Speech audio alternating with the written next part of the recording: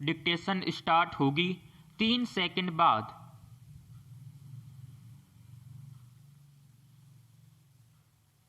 Start.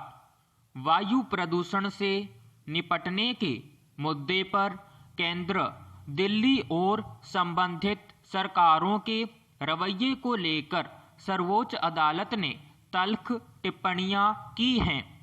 अदालत का यह कहना कि नौकरशाही निष्क्रिय और अकर्मण्य हो चुकी है कोई गलत नहीं है।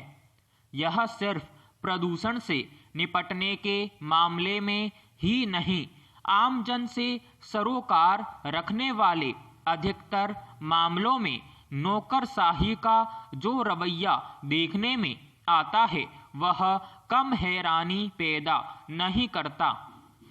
काम और जिम्मेदारियों से बचने और इन्हें एक दूसरे पर डालने की प्रवृत्ति सरकारी तंत्र की कार्यप्रणाली का जैसे अभिन्न हिस्सा बन चुकी है।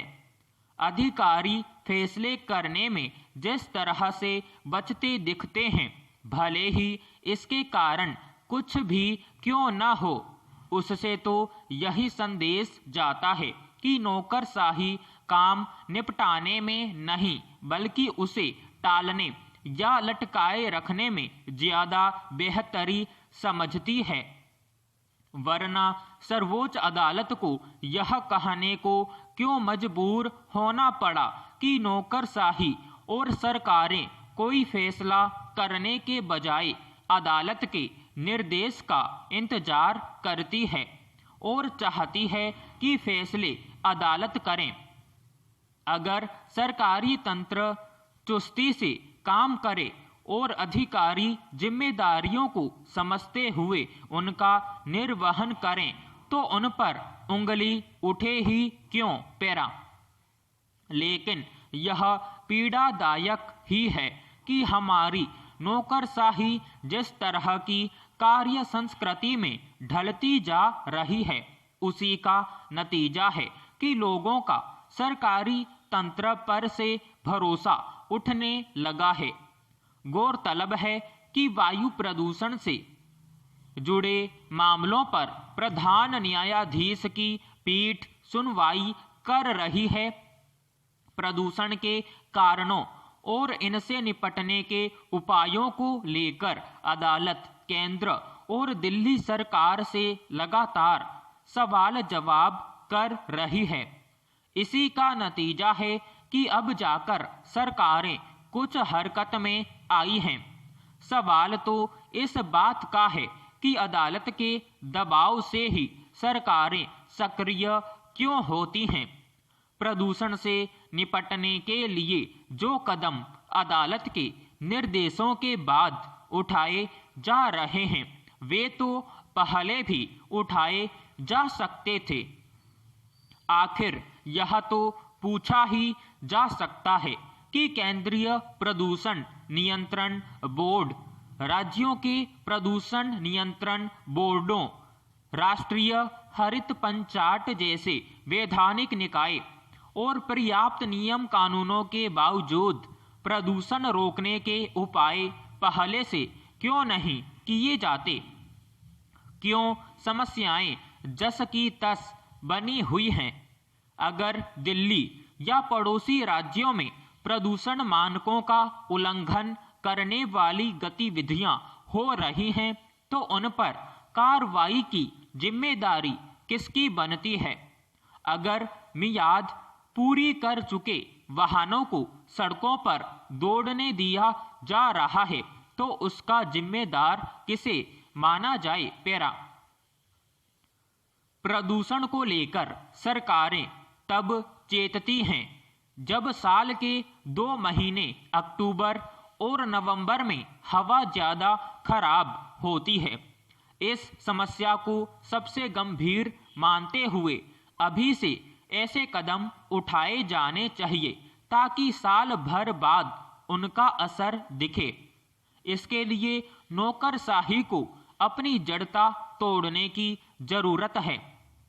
याद किया जाना चाहिए कि कोरोना की दूसरी लहर के दौरान ऑक्सीजन की कमी के मुद्दे पर हम देख ही चुके हैं कि ऑक्सीजन निर्माण और आपूर्ति को लेकर नौकरशाही केंद्र और दिल्ली सरकार किस तरह से एक दूसरे पर ठीकरे फोड़ते रहे और बेगुनाह नागरिक अस्पतालों में दम तोड़ते रहे। तब भी सर्वोच्च अदालत के दखल बाद ही ऑक्सीजन संकट दूर करने के प्रयास शुरू हुए थे। यह कहना गलत नहीं होगा कि आज जो लोग जहरीली हवा में सांस ले रहे हैं वे नौकरशाही की निष्क्रियता का ही खामियाजा भुगत रहे हैं। पिछले कुछ सालों में यह देखा गया कि कुछ राज्यों में 10वीं या 12वीं की परीक्षा के नतीजों में सरकारी स्कूलों का प्रदर्शन बेहतर हुआ है।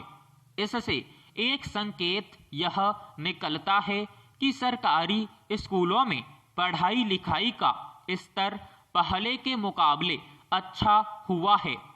अगर इस वजह से अभिभावकों की दिलचस्पी अपने बच्चों की पढ़ाई सरकारी स्कूलों में कराने में बढ़े तो यह एक महत्वपूर्ण बदलाव होगा। यह छिपा नहीं है कि सरकारी स्कूलों को शिक्षा के गिरते या कमजोर स्तर के लिए जाने लगा था। वहाँ बुनियादी सुविधाओं की बदहाली से लेकर पढ़ाई लिखाई के माहौल के अभाव को लेकर चिंताएं जताई जाने लगी थीं। ऐसी कई वजहों से हाल के दशकों में यह धारणा बनी है कि पढ़ाई लिखाई की गुणवत्ता के मामले में सरकारी कामों के मुकाबले निजी स्कूल बेहतर हैं। इसलिए सीमित संसाधनों के बावजूद लोग अपने बच्चों की शिक्षा को लेकर निजी स्कूलों की ओर आकर्षित हुए। लेकिन अब लोग अपने बच्चों का दाखिला सरकारी स्कूलों में करा रहे हैं। तो क्या इसके पीछे मुख्य कारण गुणवत्ता आधारित शिक्षा है या फिर कोरोना के दौर में लोगों की आय में असंतुलन के साथ कुछ अन्य अहम वजहें भी जुड़ गई हैं? गौरतलब है कि वार्षिक शिक्षा स्थिति रिपोर्ट यानी ASER 2021 के ताजा आकलन के मुताबिक पिछले 3 साल में विद्यार्थियों का झुकाव निजी स्कूलों से सरकारी स्कूलों की ओर बढ़ा है। यह झुकाव देश भर में देखा जा सकता है, लेकिन खास तौर पर उत्तर प्रदेश और केरल के सरकारी स्कूलों में होने वाले दाखिलों में ज्यादा बढ़ोतरी देखी गई। 6 से 14 वर्ष के आयु वर्ग के बच्चों के लिए निजी स्कूलों में दाखिलों की संख्या 2018 में जहां 32.5% थी, वहीं 2021 में यह घटकर 24.4% रह गई।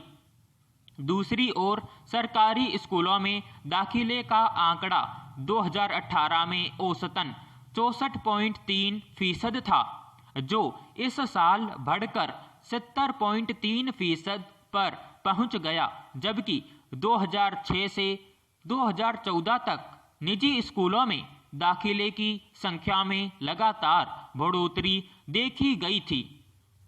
इस संदर्भ में एक अहम प्रवृत्ति पर गौर किया जा सकता है कि निजी स्कूलों में होने वाले दाखिलों में आज भी लड़कियों के मुकाबले लड़कों के लिए ज्यादा संभावनाएं हैं। स्टॉप समाप्त।